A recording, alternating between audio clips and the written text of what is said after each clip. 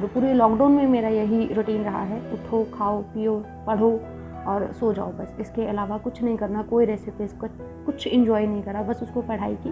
Because कहीं ना कहीं एक था कि एग्ज़ाम्स डिले हो सकते हैं, बट ये ऐसा तो नहीं है कि आएंगे ही नहीं, और जब आएंगे तब हमें ये।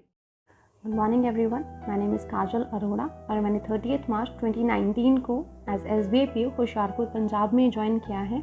एंड मैंने पोस्ट ग्रेजुएशन किया हुआ है MSc मैथ्स में गुरु नानक देव यूनिवर्सिटी अमृतसर से 2019 में ही किया था।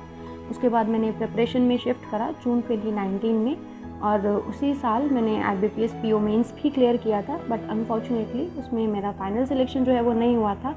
एंड IBPS क्लर्क मेंस भी दिया, LIC असिस्टेंट भी दिया, बट उनमें भी मेरा फाइनल सिलेक्शन नहीं हुआ।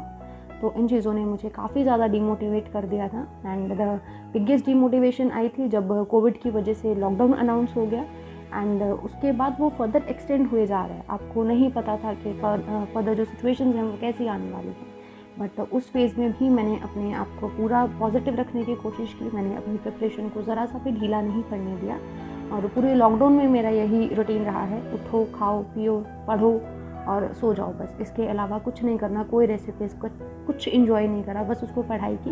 बिकॉज़ कहीं ना कहीं एक था कि एग्ज़ाम्स डिले हो सकते हैं, बट ये ऐसा तो नहीं है कि आएंगे ही नहीं, और जब आएंगे तब हमें ये जो एक्सक्यूज़ेज़ हैं वो नहीं लगाने कि पेपर डिफिकल्ट आ गया, वैकेंसी कम आ गई, ये हो गया, कुछ हो गया। हमें सिर्फ प्रिपेयर करना है, और जब भी एग्ज़ाम आएगा हमें उन को क्लियर करना है, और किसी भी हालत में क्लियर करना ही है इस बार। अब और ज़्यादा टाइम वेस्ट इसमें नहीं करना है। और वैसे ही हुआ लॉकडाउन के बाद, जैसे एग्ज़ाम्स आए तो सबसे पहले तो अगर लॉकडाउन में प्रिपरेशन की बात करें तो सेक्शन वाइज मैंने हर चैप्टर को दोबारा से पढ़ा, उनके ज़्यादा से ज़्यादा सम्स को सॉल्व करा।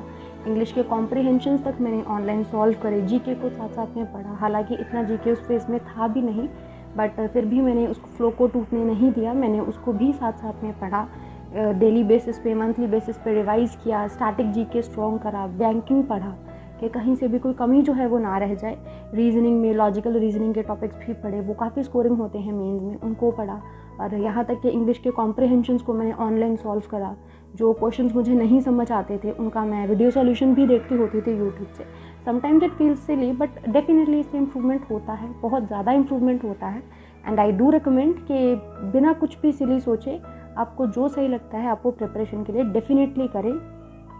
एंड उसके बाद एग्ज़ाम्स आए, RRB PO आया, RRB क्लर्क आया, IBPS PO क्लर्क आए, SBA PO आया दिवाली पे। एंड 1 बाय 1 मेरे सारे एग्ज़ाम्स इस बार क्लियर हुए हैं। सबसे पहले प्री क्लियर हुए सारे के सारे, उसके बाद मेंस क्लियर हुए, देन इंटरव्यू के लिए अपीयर हुआ। एंड प्रेजेंटली अगर मैं बात करूँ तो मेरे सारे एग्ज़ाम्स क्लियर हैं।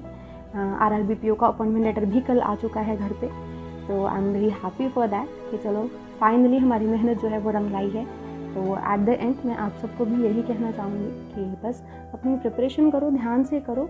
होता है, सब होता है, और चीज़ें आएंगी, लोग बहुत कुछ बोलते हैं, सिचुएशंस आपके अगेंस्ट आती हैं, बट उन सब पे ध्यान मत दो यार। अपनी फैमिली अपने साथ होनी चाहिए और हम अपनी पढ़ाई पे ध्यान देंगे। इसके अलावा हमें किसी भी चीज़ के बारे में नहीं सोचना है। और अगर हम लोग ऐसा करते हैं तो डेफिनेटली एट द एंड हमारा जो हार्डवर्क है वो हमें पे ऑफ करता है, जैसे आज मुझे किया है। आई होप कि आप सबको भी करें, आप सबको आपके ड्रीम जॉब्स मिले, आप सब जल्दी से जल्दी एम्प्लॉयड हो जाए।